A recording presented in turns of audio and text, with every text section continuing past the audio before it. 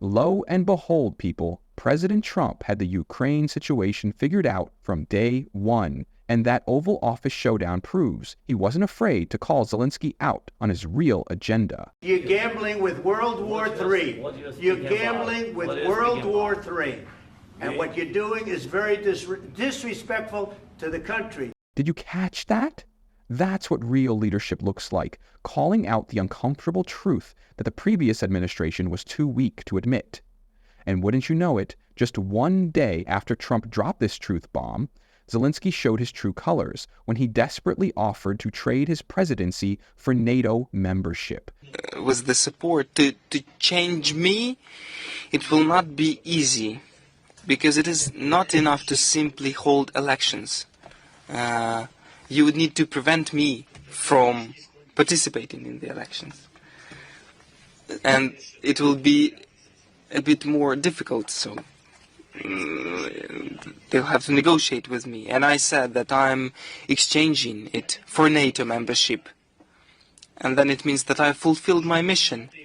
Aha, so now the truth comes out. The purpose of all this brutality and money-sucking operation was NATO membership all along. Exactly what Republicans have been screaming about while nobody was listening. Biden was too busy showering Zelensky with billions of American taxpayer dollars to keep this war machine churning. Let's be crystal clear, folks. Zelensky's mission was never about governing Ukraine. His mission has always been NATO membership for Ukraine, which would immediately trigger WW3. The mainstream media won't tell you this, but it's right there in plain sight. The reason his mission points straight to WW3 is because it's the only scenario where he might survive politically. His only way out is if NATO comes in and takes over the fight with Russia directly. That's his endgame, but he needs America to pull it off. Thankfully, President Trump sees right through this dangerous scheme. We have tremendous death taking place as we speak, and I don't want to have that. Think of the parents, think of whether they're in Russia or Ukraine, think of the parents of all these people being killed needlessly. They came to our territory. Should have never started. If I were president, this would have never started. Did you hear that? President Trump just spelled it out. Under his leadership, this devastating conflict would never have happened in the first place.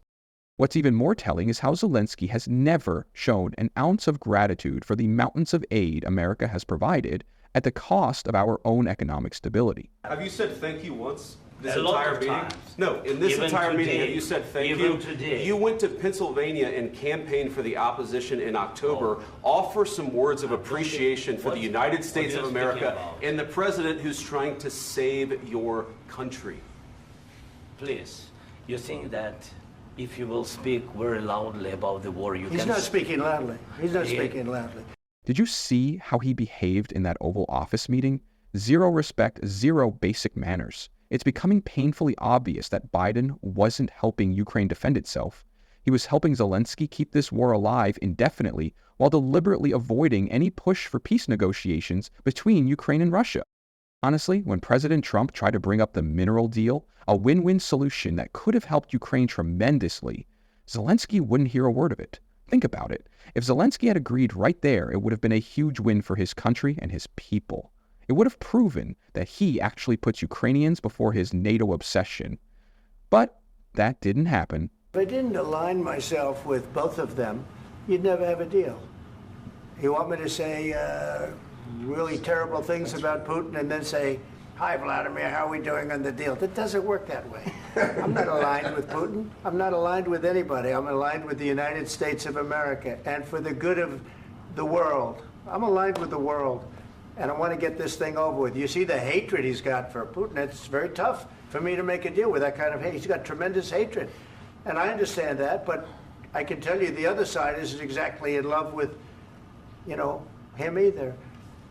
So it's not a question of alignment. I'm aligned with the world. I want to get the thing set. I'm aligned with Europe. I want to see if we can get this thing done.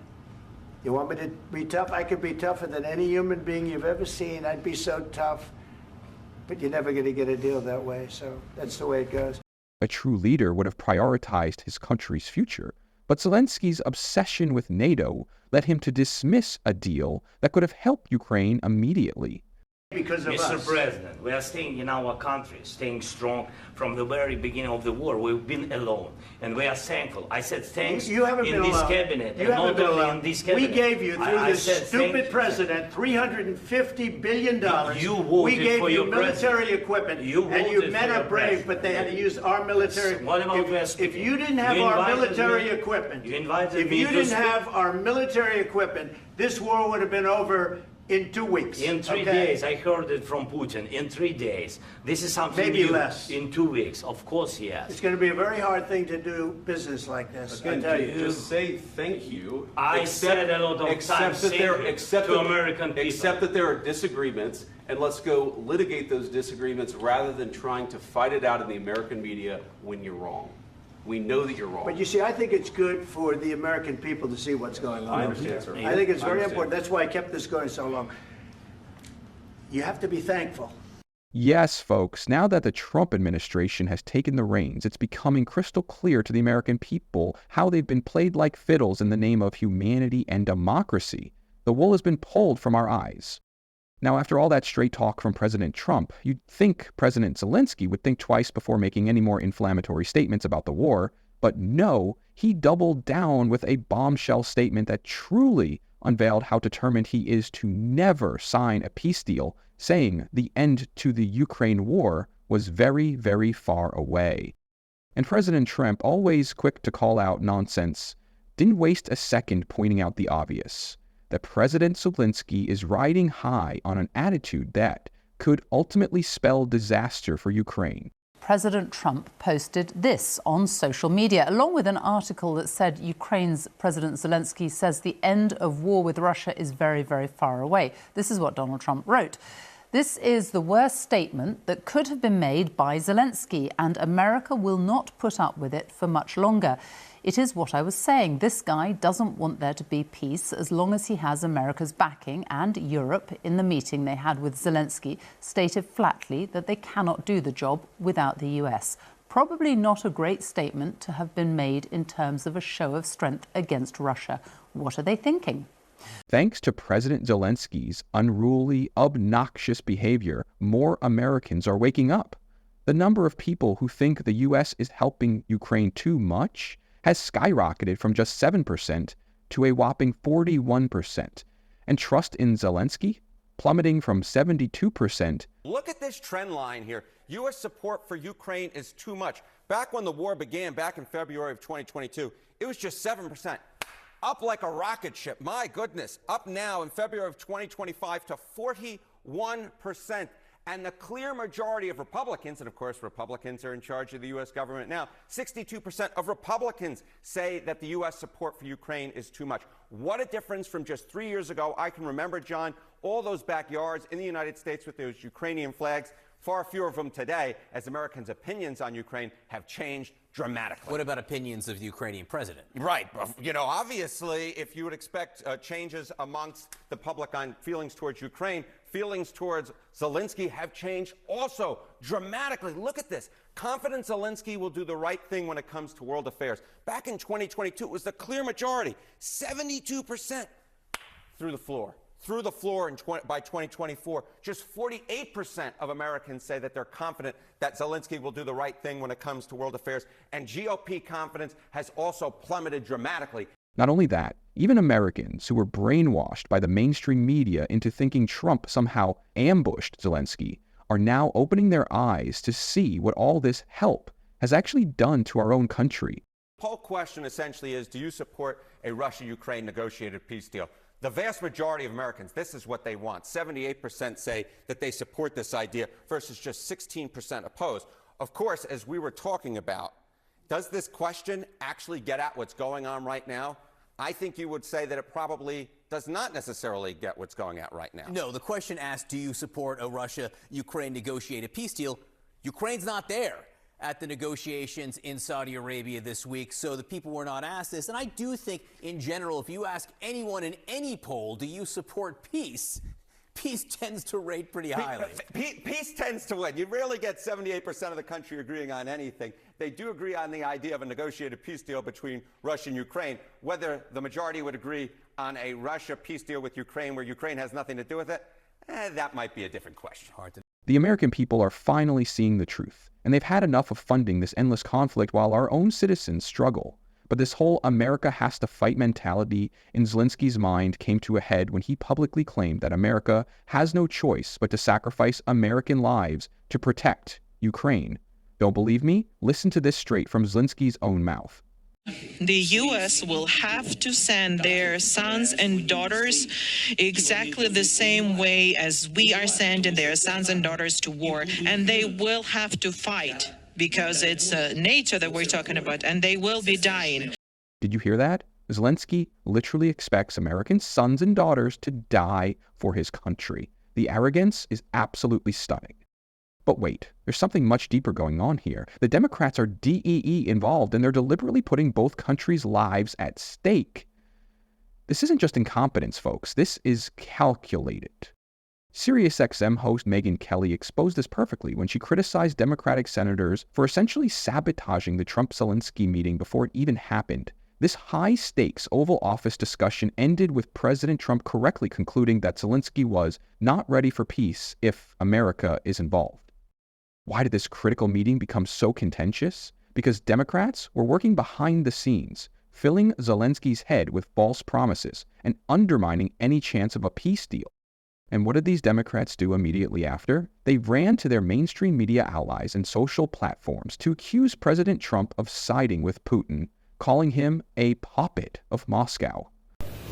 Mr. Speaker, Russia invaded the sovereign nation of Ukraine. That is the cold, hard truth of it. Vladimir Putin is the aggressor. And I stand here on the floor to say our president will not rewrite the past.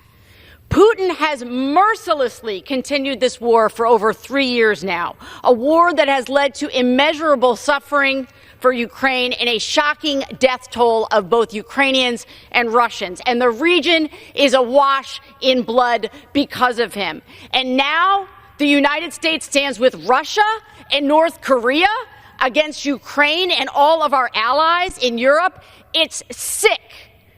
We are standing with dictators and against our allies. I never thought I would see the day when our president would be a puppet for a dictator. These are the same tired, debunked Russia hoax talking points they've been pushing for years. They have absolutely nothing new to offer the American people.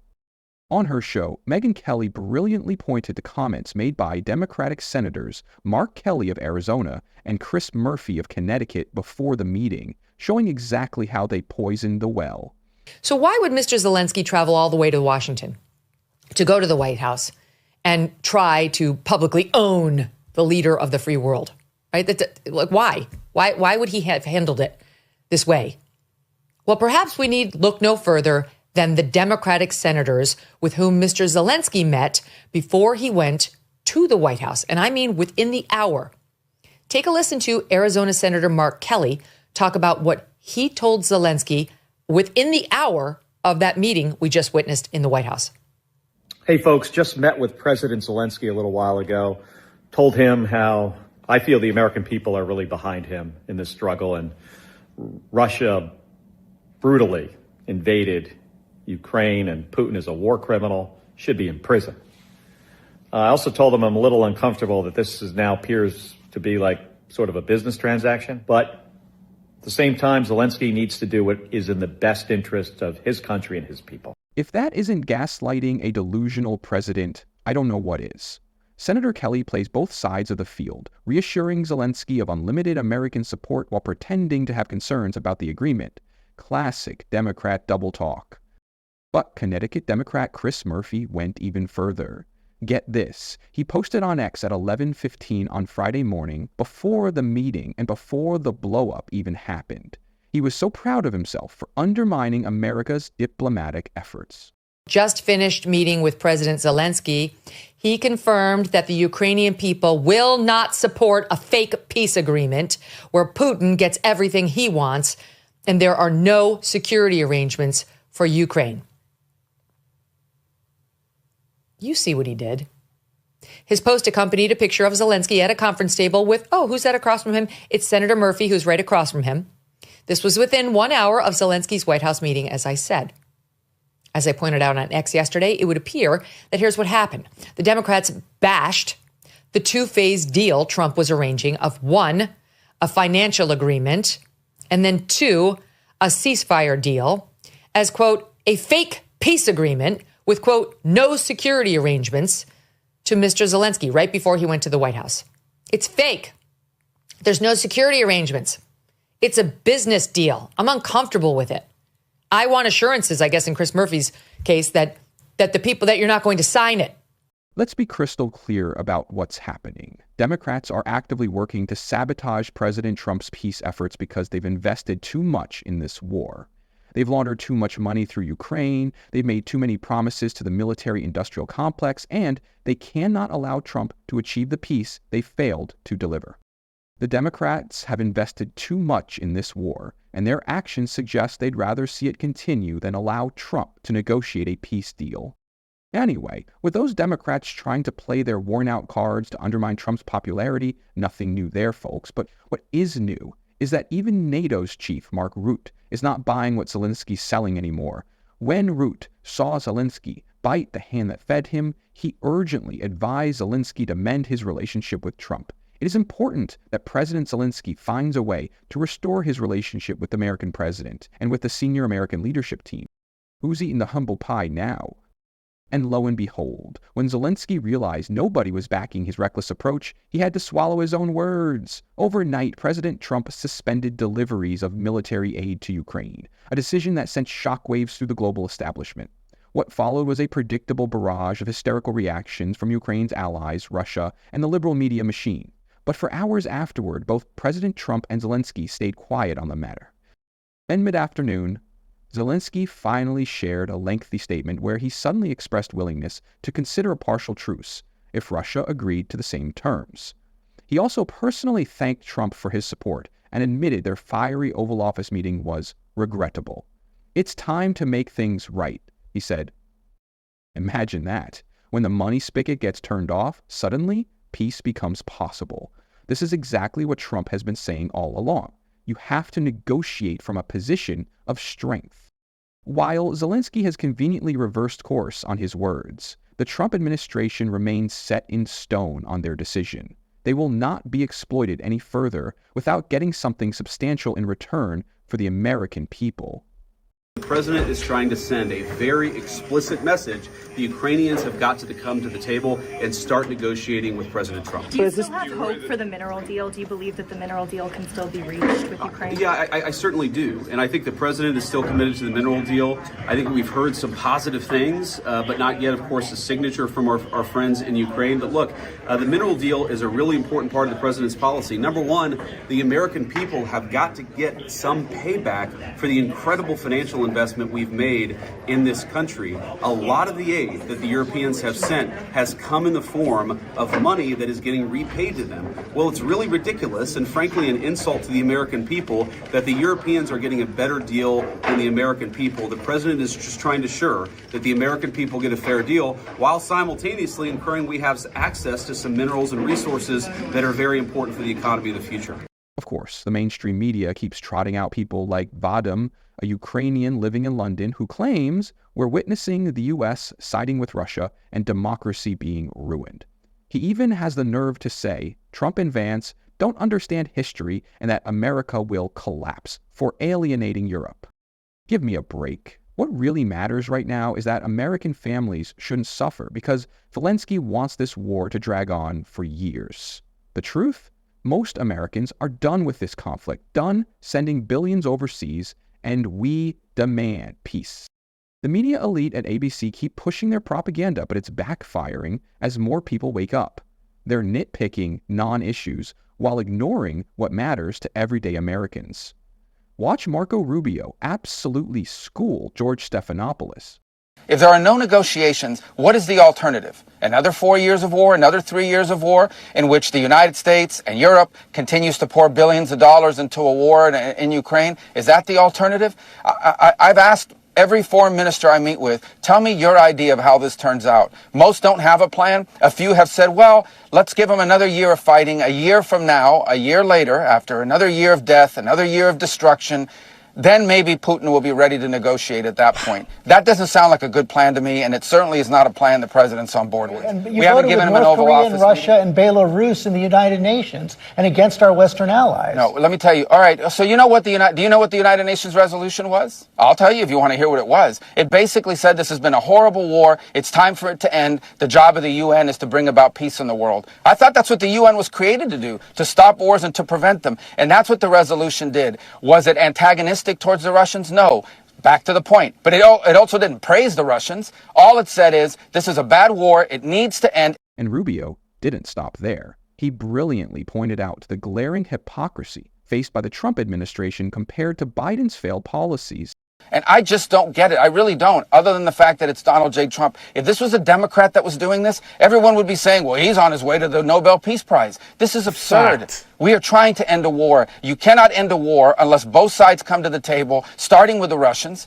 And that is the point the president has made. And we have to do whatever we can to try to bring them to the table to see if it's even possible. I'm not promising you it's possible. I'm not telling you it's 90% likely. I'm saying it's 0% likely if we don't get them to a negotiating table. And the sooner everyone grows up around here and figures out that this is a bad war that's heading in a bad direction with death and destruction and all kinds of dangers surrounding it that could spiral into a broader conflict, the sooner people grow up and realize that, I think the more progress we're going to be able to make. But the president's crystal clear. He campaigned on it, and he's going to govern on it. And that is, he is going to be a president that tries to achieve peace, and he has been very clear this is a war that would have never happened had Donald Trump been in the White House, and it needs to end, and we're going to do everything we can to end it. If that doesn't completely demolish the narrative the mainstream media is desperately pushing, I don't know what will. The American people aren't falling for it anymore. They see right through the charade, and they're standing firmly behind President Trump's America First policies. If you're tired of the mainstream media's lies about Ukraine and President Trump's peace strategy, it's time to take action. Hit that subscribe button right now and turn on notifications so you never miss our breaking coverage of what's really happening behind the scenes. Drop your thoughts in the comments below. Let us know if you think President Trump was right all along about ending this conflict. And if you want more hard-hitting analysis that you won't get from the legacy media, check out our channel membership for exclusive content.